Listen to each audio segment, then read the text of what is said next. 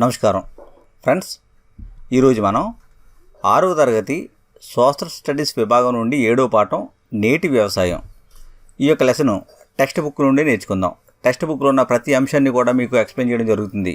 ఏ point కూడా విడిచిపెట్టకుండా ప్రతి లైన్ టు లైన్ మీకు ఎక్స్ప్లెయిన్ చేస్తున్నాం. ఈ యొక్క వీడియోలు నచ్చితే లైక్ చేయండి, షేర్ చేయండి, సబ్స్క్రైబ్ చేసుకోండి. ఫ్రెండ్స్, మీరు చూస్తున్నారు కింగ్స్ DSC యూట్యూబ్ ఛానల్. అంతేకాకుండా 6వ తరగతి న్యూ టెక్స్ట్ బుక్ కావాల్సితే డిస్క్రిప్షన్లో లింక్ ఇస్తున్నాను.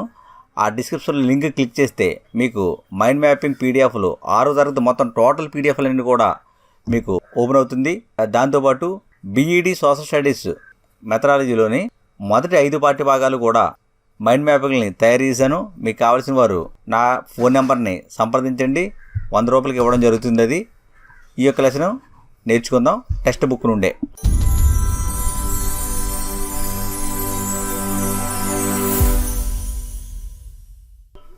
ఒప్పంద వ్యవసాయం అంటే ఇందులో భాగస్వాములు ముఖ్యంగా ఎవరు అంటే రైతులు, కంపెనీలు.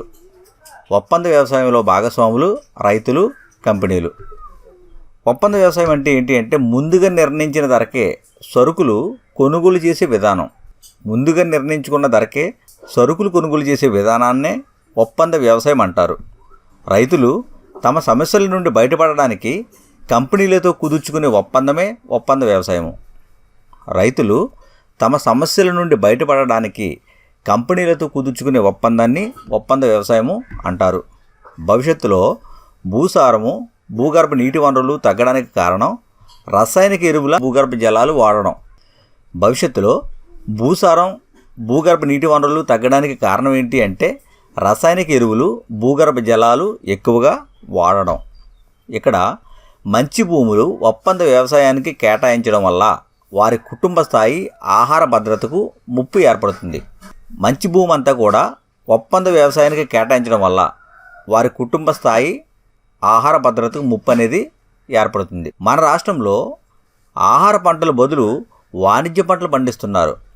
ముఖ్యంగా ఏ పంటలు పండిస్తున్నారు మన రాష్ట్రంలో అంటే వాణిజ్య పంటలనే పండిస్తున్నారు. ప్రస్తుతం ఆంధ్రప్రదేశ్లో అయితే రైతులు సగం కంటే ఎక్కువ మంది బోరు బావుల మీద ఆధారపడి జీవనాన్ని కొనసాగిస్తున్నారు. సగం కంటే ఎక్కువ మంది బోరు బావుల మీద ఆధారపడి జీవనాన్ని కొనసాగించడం జరుగుతుంది. ప్రస్తుతం ప్రతి ఐదుగురిలో 4 రైతులు తమ భూములు అమ్ముకుని కూలీలుగా పట్టణాలకు వలసపోతున్నారు. ప్రతి 5 రైతులలో 4 రైతులు తమ భూములు అమ్మి కూలీలుగా పట్టణాలకు వలసపోతున్నారు. తర్వాత వేరుశనగ పంట.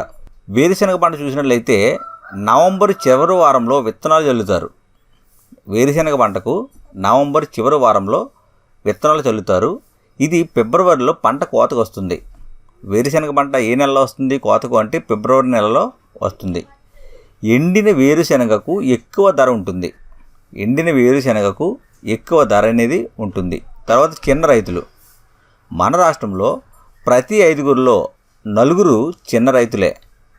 మన రాష్ట్రంలో ప్రతి 5 4 చిన్న రైతులే. వీరి వృత్తిని చూసినట్లయితే వ్యవసాయము, పశువుల పెంపకం. ఏ పశువులు పాల దిగుబడి అధికంగా ఇచ్చే జాతి ఇది అంటే ముర్రా జాతి గేదె. ఈ పశువులలో పాలు దిగుబడి ఎక్కువగా ఇచ్చే జాతి గేదె ఏది అంటే ముర్రా జాతి గేదె. తర్వాత ప్రభుత్వ పథకాలలో ఆడవారికి, మగవారికి కూడా సమాన అవకాశాలు కల్పిస్తున్నారు.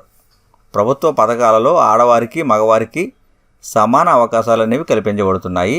మన రాష్ట్రంలో 2/5 వంతు గ్రామీణ కుటుంబీకులు కూలీలుగానే ఉన్నారు. మన ఆంధ్రప్రదేశ్ రాష్ట్రంలో 2/5 వంతు గ్రామీణ కుటుంబాలన్నీ కూడా కూలీలుగానే జీవనాన్ని కొనసాగిస్తున్నారు. ఫ్రెండ్స్, ఈ యొక్క వీడియో నచ్చితే లైక్ చేయండి, షేర్ చేయండి.